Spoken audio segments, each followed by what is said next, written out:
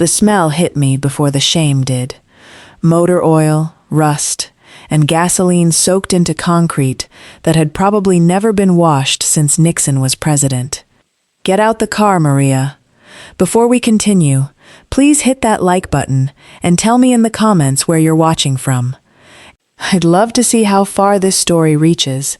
Now, let's continue. Roland's voice didn't shake. That's what I remember most. My stepfather's hands were steady on the wheel of his busted Impala, like dropping his 24-year-old stepdaughter off at a chop shop in the worst part of South Memphis was something he did every Tuesday. Roland, what is this? My fingers were already digging into the door handle, but my legs wouldn't move. A man stepped out from under a lifted Buick, wiping grease off his hands with a rag that had seen better decades. Tall, broad-shouldered, coveralls unzipped to his waist, a scar cutting through his left eyebrow. He didn't look at me. He looked at Roland. This her? This is her, Roland said, like I was a used transmission he was finally getting rid of. 30 even squares us? The mechanic asked. 30 squares us, Cassius. Cassius, that was his name. I'd remember it the way you remember the name of a disease. He pulled 3 crumpled tens from his back pocket and pressed them into Roland's palm. My whole existence, negotiated down to the price of a tank of gas. Roland, my voice cracked. You're selling me? For $30? He finally turned around. It ain't selling. It's a work arrangement. You owe me for everything I put into this house since your mama married me. 6 months here. Debt's clear. Everybody happy. Nobody's happy, Roland. Look at me. Look at my face. He didn't. He got back in the Impala and drove off without looking in the rearview mirror once. I stood there in a gravel lot in a part of town I'd never been, holding a garbage bag of my own clothes, staring at a stranger named Cassius who now, apparently, owned the next 6 months of my life. Rules are simple, he said, walking past me toward the shop. You show up at 7. You don't ask questions about what's in that back office, and you don't ever touch that black Bentley in Bay 4. I didn't know yet that the man giving me orders in a stained jumpsuit was about to blow my entire understanding of the world apart. I didn't sleep that first night. I lay on a cot in the shop's back storage room, staring at a ceiling stained brown from decades of leaks, replaying every year that led to this gravel lot. My mother, Angela, married Roland Briggs when I was 17. He came in charming, new suits, a used Cadillac, promises of vacations we never took. What he actually brought was a gambling habit he kept hidden behind church clothes and Sunday dinners. Baby, I got this under control, he told my mother more times than I could count, right up until the day 2 men in tracksuits showed up at our door asking for Roland's money, in a tone that made the hair on my arms stand up. I remembered being 19, coming home from my shift at Rosetta's Diner, finding my mother crying at the kitchen table over a stack of unpaid bills with Roland's handwriting nowhere on any of them, because Roland never put his name on anything that could come back to bite him. He said it was a business investment, she whispered to me that night, mascara running down cheeks that used to laugh so easily. He said we'd triple our money. We never saw a dime of it. By the time I turned 24, Roland owed a man named Dutch Pemberton $11,000 from underground card games on Elvis Presley Boulevard. Dutch didn't do payment plans, Dutch did collateral. I found out later, much later, that Roland had gone to Dutch's cousin, a mechanic who handled things for him on the side, and struck a deal. 6 months of my unpaid labor in exchange for erasing a debt that should have been Roland's shame to carry, not mine. $30. That's what he told Cassius it would take to seal it, like some kind of superstition, like paying a toll to cross a bridge he'd already burned behind me. My mother didn't know. Not yet. That's what haunted me most, lying on that cot, She still thought I was staying with my cousin in Nashville for a few months. Roland had built an entire lie just to make his betrayal easier to live with. 7 a.m. sharp, Cassius was already elbow-deep in an engine when I walked in. "You're late," he said without turning around. "It's 7 o'clock exactly." I said 7, not 7 o'clock in 1 second. He tossed me a pair of coveralls 2 sizes too big. "Sweep first, then you learn to gap spark plugs, then we talk about brake pads." For the first 2 weeks, Cassius barely spoke to me beyond instructions. He was patient in a way that confused me, never raised his voice, never made a comment about my body the way I'd braced myself for, never once treated me like property despite how I'd arrived. "You don't have to look at me like I'm about to hurt you," he said one afternoon, catching me flinch when he reached past me for a wrench. "Whatever Roland told you I was, I'm not that. He didn't tell me anything. That's the problem." Cassius almost smiled at that. Almost. What struck me as strange wasn't cruelty. It was the details that didn't add up. The shop was run down, but his tools were German-made and cost more than my rent. He drove a 15-year-old pickup to work, but I once saw him slide a phone back into his pocket that looked like it belonged to a Silicon Valley executive, not a South Memphis grease monkey. And Bay 4. That black Bentley he warned me never to touch sat under a canvas cover, untouched, for 3 straight weeks. Like a shrine, not a job. "Whose car is that?" I finally asked. Cassius's jaw tightened. "Someone I used to be." I didn't understand what that meant. Not yet. What I understood was this.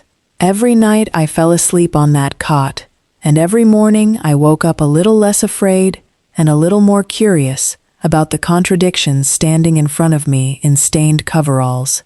A man who spoke like he'd read every book in a library, but worked like he'd never left the block. It was a Thursday when everything cracked open. Cassius had stepped out to grab parts, leaving me alone to close up. I was sweeping near the back office, the one door I'd been told never to open, when a manila envelope slid halfway out from beneath it, like it had been kicked there by accident. I told myself I wasn't going to look. I looked. Inside were papers with a letterhead that made my hands go cold. Rain Automotive Group, Office of the Chief Executive. I'd heard of Rain. Everyone had. 11 car manufacturing plants across 4 continents. The company that had just bought out 2 European luxury brands the year before. Forbes had run a cover story on their reclusive founder, a man who hadn't been photographed in almost a decade. The name on the documents stopped my heart. Cassius T. Rain. Footsteps crunched on gravel outside. I shoved the envelope back exactly where I found it and grabbed the broom just as the door swung open. Cassius stood there, grease rag in hand, watching my face a beat too long. "You went in the office." I didn't. "Maria." His voice wasn't angry. It was tired, in a way I hadn't heard from him before. I know that look. That's the look of somebody who just found out something they weren't supposed to. I couldn't lie to him, not with my hands still trembling. "You own Rain Automotive," I said. "You're worth, what, billions? And you're out here fixing transmissions in a shop that smells like a truck stop bathroom?"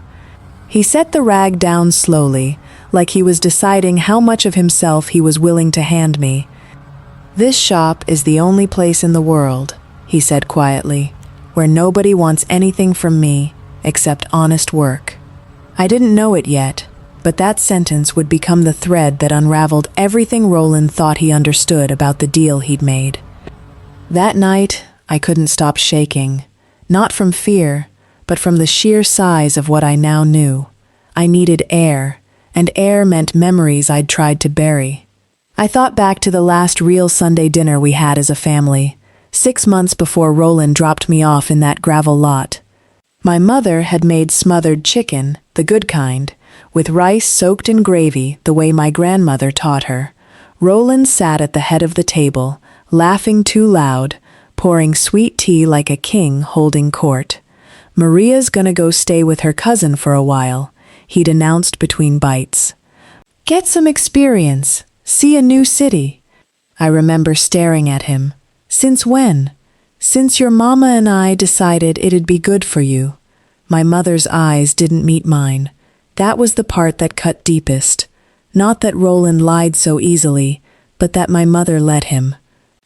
Later, alone in the kitchen washing dishes, I confronted him. "What's really going on, Roland?" He'd leaned against the counter, arms crossed, that same steady voice he used in the gravel lot. "Grown folks handle grown folks' business. You'll thank me one day." I hadn't understood then that grown folks' business meant using my body as currency to erase a debt he was too much of a coward to pay off honestly. I hadn't understood that the man smiling at the head of our dinner table had already decided, months in advance, that my freedom was a bargaining chip he was willing to spend. Standing outside the shop that night, staring up at a sky littered with more stars than South Memphis usually let you see, I made myself a promise. Roland Briggs was going to learn exactly what he'd traded me for. He just didn't know yet that the dirty mechanic he'd sold me to could buy and sell his entire life 11 times over before breakfast. Over the following 2 weeks, Cassius told me pieces of his story the way a man defuses a bomb, slowly, carefully, aware one wrong move could blow everything up. His grandfather had built Rain Automotive from a single junkyard in Detroit in 1961. Back when black-owned businesses weren't handed contracts, they clawed them out of a system built to deny them. By the time Cassius inherited the company at 29, it was already a global empire. But he'd inherited something else, too. A boardroom full of executives who saw him as a figurehead, not a leader. They wanted a name on letterhead, he told me one evening, locking up the shop. Not a black man actually running things. So 3 years ago, I disappeared, told the board I needed personal time, came here instead. Why here? Why a shop like this? Because this shop doesn't lie to me. An engine either runs or it doesn't. Nobody in this gravel lot has ever smiled in my face while planning to stab me in the back in a shareholder meeting. I understood something then that reshaped how I saw him. Cassius wasn't slumming it for fun. He was hiding from a world that had turned even his own success into a kind of cage. "So what happens when you go back?" I asked. His eyes darkened. "I go back when I have proof of who's been skimming from supplier contracts and blaming black-owned parts vendors for the losses. I go back when I can walk into that boardroom and end careers instead of just surviving meetings." I thought about Roland then, another man who'd built his identity on lies, just on a smaller, uglier scale. "You could have told me all this from day one," I said. "Would you have believed a stranger with 3 tens telling you he secretly ran a car empire?" He had a point. What I didn't say out loud was this. For the first time since Roland's Impala pulled away from that gravel lot, I didn't feel like collateral anymore. I felt like someone Cassius Rain had actually chosen to trust. Roland showed up on a Saturday, uninvited, reeking of Dutch's cigar smoke, grinning like he owned the place. "Heard you moved up from sweeping to actual mechanic work," he said, leaning against the doorframe of the shop. "Cassius says you're a fast learner." "Good. Means you'll be worth more when I renegotiate your time." "Renegotiate?" My hand stilled on the wrench I was holding. "Dutch wants another 8,000 by next month. I figure another 4 months of your labor here evens it out." Something inside me that had been quietly cracking for weeks finally shattered clean through. "You don't get to keep selling me, Roland. I'm your father." "You're my stepfather," I said, voice rising with every word. "And a real father doesn't hand his daughter to strangers for gas money." "You didn't sell a debt, Roland. You sold me, and you smiled while you did it." His face twitched, the mask slipping for the first time I could remember. "Watch your mouth. I raised you. You raised me to believe men like you get to decide what women are worth. $30, Roland. That's what you decided I was worth. The shop had gone dead silent. Cassius stood near the back, arms crossed, watching Roland with an expression I hadn't seen on him before. Cold, precise, calculating. You got until Friday to figure out where that 4,000's coming from, Roland said, turning to leave. Or your mama finds out exactly what kind of daughter she raised, sneaking around with grease monkeys. Wait, Cassius's voice cut through the tension like a blade. Before you go, Roland, was it? I think there's something you should know about who you've been dealing with. Roland turned back around, and for the first time, I watched real fear flicker across his face. You think you sold your stepdaughter's labor to some backstreet mechanic, Cassius said, wiping his hands with a slow, deliberate calm. You sold 6 months of her life to Cassius Rain Automotive. You might have seen my company's name on half the cars in this city. Roland's laugh came out thin, brittle. That's a good one. Cassius pulled his phone from his coveralls and turned the screen toward Roland. A news alert, dated that morning. Reclusive Rain Automotive CEO Cassius Rain spotted after 3-year absence. Sources confirm, return to Detroit headquarters next month. The photo on the article was unmistakably him, minus the grease and the coveralls. Roland's face went the color of old drywall. You've been running an underground gambling operation with Dutch Pemberton for the last 2 years, Cassius continued, using debts you never intended to pay honestly, and trading human collateral like it's 1850. I've had my legal team quietly documenting everything since the week you dropped Maria off in my lot, because I don't let strangers hand me people without finding out why. You can't prove. I own 3 surveillance companies, Roland. I don't need to prove it in a courtroom. I already have. What I do need to decide is whether Dutch Pemberton would be more interested in hearing that his business partner has been skimming off his cut too, or whether the Memphis PD gets my file first. I watched Roland, the man who spent 6 years making my mother and me feel small, physically shrink in front of me for the first time in my life. Maria, he said, voice cracking, turning to me instead of Cassius, like I might save him. Baby, tell him this is a misunderstanding. No, I said, this is a consequence. But I drove to my mother's house that same night in a car Cassius insisted on lending me, not the Bentley, a modest sedan, so you don't scare her before you even get through the door, he'd joked, though his eyes weren't joking at all. Angela opened the door in her robe, confused, then afraid when she saw my face. Maria, baby, what's wrong? I thought you were in Nashville. I was never in Nashville, Mama. I told her everything. The gravel lot, the 310s, the 6 months of unpaid labor, Dutch Pemberton, the lie Roland built to keep her from asking questions. My mother's face went through something I'll never forget. Disbelief, then horror, then a grief that seemed to age her 10 years in front of me. He told me you needed space, she whispered. He told me you asked for it. He sold me, Mama, for $30. She didn't defend him. That was the first time in 6 years my mother didn't try to soften Roland's edges for my sake. She sat down hard on the porch steps and cried, in a way I hadn't heard since my father's funeral. I'm done, she said finally, wiping her face.